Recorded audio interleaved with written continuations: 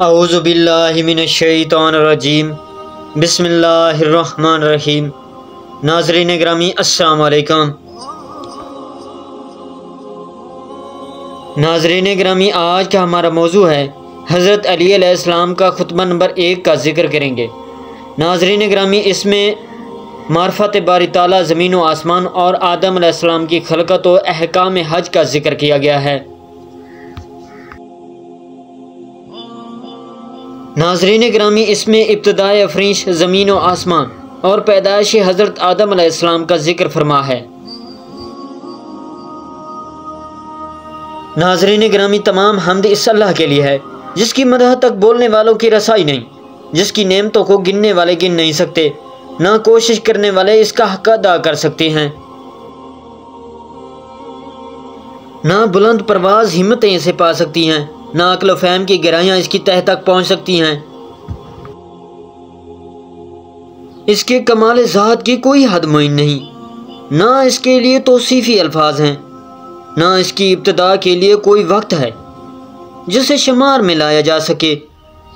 نہ اس کی کوئی مدت ہے جو کہیں پر ختم ہو جائے۔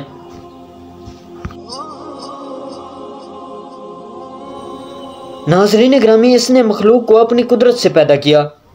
اپنی رحمت سے ہواؤں کو چلایا اور تھر تھراتی ہوئی زمین پر پہاڑوں کی میگھیں گاڑی۔ دین کی ابتدا اس کی معرفت ہے، کمال معرفت اس کی تصدیق ہے، کمال تصدیق توحید ہے، کمال توحید تنزیہ و اخلاص ہے، اور کمال تنزیہ و اخلاص یہ ہے کہ اس سے صفتوں کی نفی کی جائے،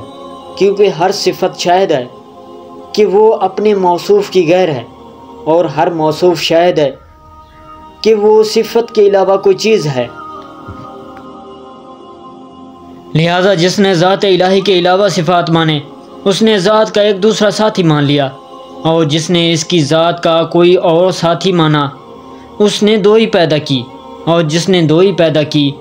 اس نے اس کے لیے جز بنا ڈالا، اور جو اس کے لیے اجزاء کا قائل ہوا وہ اس سے بے خبر رہا، اور جو اس سے بے خبر رہا اس نے اسے قابل اشارہ سمجھ لیا، اور جس نے اسے قابل اشارہ سمجھ لیا اس نے اس کی حد بندی کر دی، اور جو اسے محدود سمجھا وہ اسے دوسری چیزوں ہی کی قطار میں لے آیا، اور جس نے یہ کہا کہ وہ کس چیز میں ہے اس نے اسے کسی شے کے ضمن میں فرض کر لیا، اور جس نے یہ کہا کہ وہ کس چیز پر ہے اس نے وہ جگہیں اس سے خالی سمجھ لی۔ وہ ہے ہوا نہیں، موجود ہے مگر عدم سے وجود میں نہیں آیا، وہ ہر شے کے ساتھ ہے، نہ جسمانی اتصال کی طرح، وہ ہر چیز سے علیحدہ ہے، نہ جسمانی دوری کے طور پر، وہ فاعل ہے لیکن حرکات و آلات کا محتاج نہیں، وہ اس وقت بھی دیکھنے والا تھا جبکہ مخلوقات میں کوئی چیز دکھائی دینے والی نہ تھی، وہ یگانہ ہے اس لیے کہ اس کا کوئی ساتھی ہی نہیں ہے کہ جس سے وہ مانوس ہو اور اسے کھو کر پریشان ہو جائے۔ ناظرین گرامی، اس نے پہلے خلق کو ایجاد کیا بغیر کسی فکر کی جلانی کے، اور بغیر کسی تجربے کے جس سے اسے فائدہ اٹھانے کی ضرورت پڑی ہو، اور بغیر کسی حرکت کے جس سے اس نے پیدا کیا ہو، اور بغیر کسی ولولہ اور جوش کے جس سے وہ بےتاب ہوا ہو۔ ہر چیز کو اس کے وقت کے حوالے کیا، بے چور چیزوں میں توازن و ہم آہنگی پیدا کی، ہر چیز کو جداگانہ طبیعت اور مزاج کا حامل بنایا، اور ان طبیعتوں کے لیے مناسب صورتیں ضروری قرار دیں۔ وہ ان چیزوں کو ان کے وجود کے آنے سے پہلے جانتا تھا، ان کی حد و نہایت پر احاطہ کیے ہوئے تھا، اور ان کے نفوس و اعضاء کو پہچانتا تھا۔ ناظرین گرامی، پھر یہ کہ اس نے کشادہ فضا، وسیع اطراف و اکناف اور خلا کی وسیعتیں خلق کیں، اور ان میں ایسا پانی بہایا جس کے دریائے مواج کی لہریں طوفانی اور برز خانہ کی موجیں تہ بتہ تھیں، اسے تیز ہوا اور آندھی کی پشت پر لادا، پھر اسے پانی کے پلٹانے کا حکم دیا، اور اسے اس کے پابند رکھنے پر قابو دیا، اور اسے پانی کی سرحد سے ملا دیا۔ اس کے نیچے ہوا اور دور تک پھیلی ہوئی تھی، اور اوپر پانی ٹھاٹھے مار رہا تھا۔ ناظرین گرامی، پھر اللہ سبحانہ نے اس پانی کے اندر ایک ہوا خلق کی جس کا چلنا بانجھ بے ثمر تھا، اور اسے اس کے مرکز پر برقرار رکھا، اس کے جھونکے تیز کر دیے اور اس کے چلنے کی جگہ دور دراز تک پھیلا دی۔ پھر اس ہوا کو مامور کیا کہ وہ پانی کے ذخیرے کو تھپیڑے دے اور بحر بے کراں کی موجوں کو اچھا لے۔ اس ہوا نے پانی کو یوں متھ دیا جس طرح دہی کے مشکیزے کو متھا جاتا ہے، اور اسے دھکیلتی ہوئی تیزی سے چلی جس طرح خالی فضا میں چلتی ہے، اور پانی کے ابتدائی حصے کو آخری حصے پر اور ٹھہرے ہوئے کو چلتے ہوئے پانی پر پلٹانے لگی، یہاں تک کہ اس مطلع تم پانی کی سطح بلند ہو گئی اور وہ تہہ بتہ پانی جھاگ دینے لگا۔ اللہ نے وہ جھاگ کھلی ہوا اور کشادہ فضا کی طرف اٹھائی اور اس سے 7 آسمان پیدا کیے۔ نیچے والے آسمان کو رکی ہوئی موج کی طرح بنایا اور اوپر والے آسمان کو محفوظ چھت اور بلند عمارت کی صورت میں اس طرح قائم کیا کہ نہ ستونوں کی سہارے کی حاجت تھی، نہ بندھنوں سے جوڑنے کی ضرورت۔ پھر ان کو ستاروں کی سجدھج اور روشن ستاروں کی چمک دھمک سے آراستہ کیا، اور ان میں زوباش چراغ اور جگمگاتا چاند رواں کیا جو گھومنے والے فلک، چلتی پھرتی چھت اور جنبش کھانے والی لوح میں ہے۔ ناظرین گرامی، پھر خداوند عالم نے بلند آسمان کے درمیان شگاف پیدا کیے اور ان کی وصیتوں کو طرح طرح کے فرشتوں سے بھر دیا۔ کچھ ان میں سربہ سجود ہیں جو رکوع نہیں کرتے، کچھ رکوع میں ہیں جو سیدھے نہیں ہوتے، کچھ صفے باندھے ہوئے ہیں جو اپنی جگہ نہیں چھوڑتے، اور کچھ پاکیزگی بیان کر رہے ہیں جو اکتاتے نہیں۔ نہ ان کی آنکھوں میں نیند آتی ہے، نہ ان کی عقلوں میں بھول چوک پیدا ہوتی ہے، نہ ان کے بدنوں میں سستی و کہلی آتی ہے، نہ ان پر نسیان کی غفلت طاری ہوتی ہے۔ ناظرین گرامی، ان میں کچھ تو وحی الہی کے امین، اس کے رسولوں کی طرف پیغام رسانی کے لیے زبان حق اور اس کے قطعی فیصلوں اور فرمانوں کو لے کر آنے جانے والے ہیں، کچھ اس کے بندوں کے نگبان اور جنت کے دروازوں کے پاسبان ہیں، کچھ وہ ہیں جن کے قدم زمین کی تہ میں جمے ہوئے ہیں۔ ان کے پہلو اطراف عالم سے بھی آگے بڑھ گئے ہیں، ان کے شانے عرش کے پایوں سے میل کھاتے ہیں، عرش کے سامنے ان کی آنکھیں جھکی ہوئی ہیں اور اس کے نیچے اپنے پروں میں لپٹے ہوئے ہیں۔ ان میں اور دوسری مخلوق میں عزت کے حجاب اور قدرت کے سراپردے حائل ہیں، وہ شکل و صورت کے ساتھ اپنے رب کا تصور نہیں کرتے، نہ اس پر مخلوق کی صفتیں طاری کرتے ہیں، نہ اسے محل و مکان میں گرا ہوا سمجھتے ہیں، نہ اشباہ و نظائر سے اس کی طرف اشارہ کرتے ہیں۔ ناظرین گرامی، حضرت آدم علیہ السلام کی تخلیق کے بارے میں فرما ہے، پھر اللہ نے سخت و نرم اور شیریں و شورازار زمین سے مٹی جمع کی، اس سے پانی سے اتنا بھگویا کہ وہ صاف ہو کر نتھر گئی، اور تری سے اتنا گوندا کہ اس میں لس پیدا ہو گیا، اس سے ایک ایسی صورت بنائی جس میں موڑ ہیں اور جوڑ اعضاء ہیں اور مختلف حصے، اسے یہاں تک سکھایا کہ وہ خود تھم سکی، اور اتنا سخت کیا کہ وہ کھنکھنانے لگی، ایک وقت معین اور مدت معلوم تک اسے یوں ہی رہنے دیا۔ پھر اس میں روح پھونکی تو وہ ایسے انسان کی صورت میں کھڑی ہو گئی جو قوائے ذہنی کو حرکت دینے والا، فکری حرکات سے تصرف کرنے والا، اعضاء و جوارح سے خدمت لینے والا اور ہاتھ پیروں کو چلانے والا، اور ایسی شناخت کا مالک ہے جس سے حق و باطل میں تمیز کرتا ہے اور مختلف مزوں، بوؤں اور رنگوں اور جنسوں میں فرق کرتا ہے۔ خود رنگ رنگ کی مٹی اور ملتی جلتی ہوئی موافق چیزوں اور مخالف ضدوں اور متضاد خلطوں سے اس کا خمیر ہوا ہے، یعنی گرمی، سردی، تری، خشکی کا پیکر ہے۔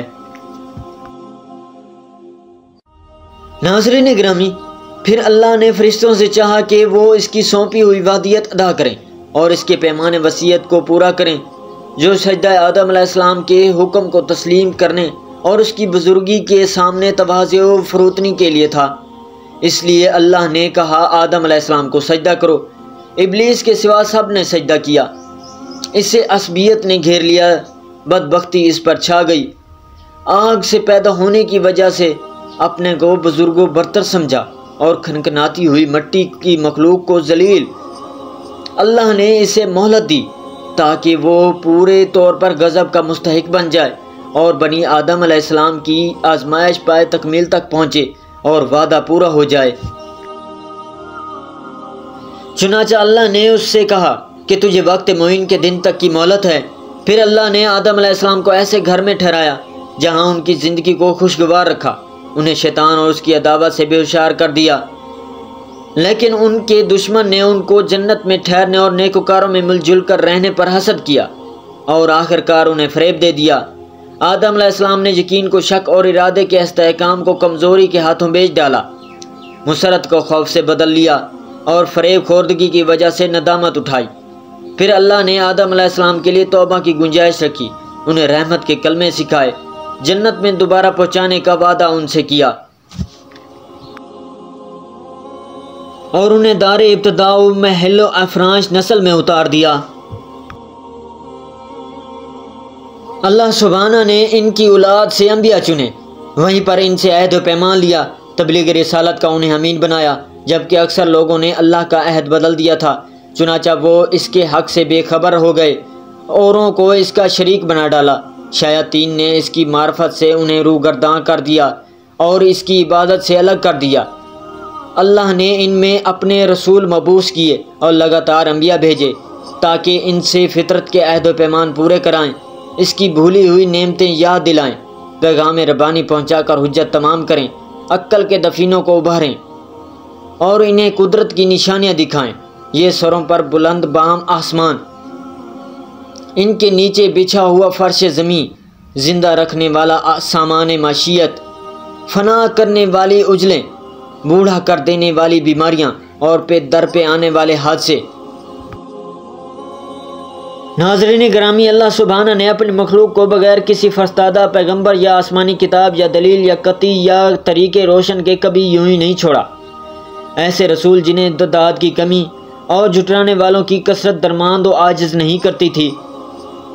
ان میں کوئی سابق تھا جس نے بعد میں آنے والے کا نام و نشان بتایا، کوئی بعد میں آیا جسے پہلا پہچنوا چکا تھا۔ اسی طرح مدتیں گزر گئیں، زمانے بیت گئے، باپ دادوں کی جگہ پر ان کی اولادیں بس گئیں، یہاں تک کہ اللہ سبحانہ نے فائے عہد و تمام نبوت کے لیے محمد صلی اللہ علیہ وسلم کو مبعوث کیا، جن کے متعلق نبیوں سے عہد و پیمان لیا جا چکا تھا، جن کے علامات مشہور محل ولادت مبارک مسعود تھا۔ اس وقت زمین پر بسنے والوں کے مسلک جدا جدا، خواہشیں متفرق و پرگندہ اور راہیں الگ الگ تھیں۔ یوں کہ کچھ اللہ کو مخلوق سے تشبیہ دیتے، کچھ اس کے ناموں کو بگاڑ دیتے، کچھ اسے چھوڑ کر اوروں کی طرف اشارہ کرتے تھے۔ خداوند عالم نے آپ صلی اللہ علیہ وسلم کی وجہ سے انہیں گمراہی سے ہدایت کی راہ پر لگایا اور آپ صلی اللہ علیہ وسلم کے وجود سے انہیں جہالت سے چھڑایا۔ پھر اللہ سبحانہ نے محمد صلی اللہ علیہ وسلم کو اپنے لقاء و قرب کے لیے چنا،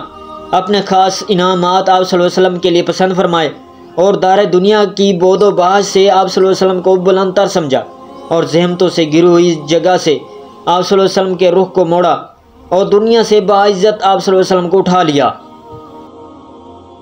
اسی خطبے میں حج کے سلسلے میں فرمایا ہے، اللہ نے اپنے گھر کا حج تم پر واجب کیا ہے، جسے لوگوں کا قبلہ بنایا، جہاں لوگ اسی طرح کھینچ کر آتے ہیں جس طرح پیاسے حیوان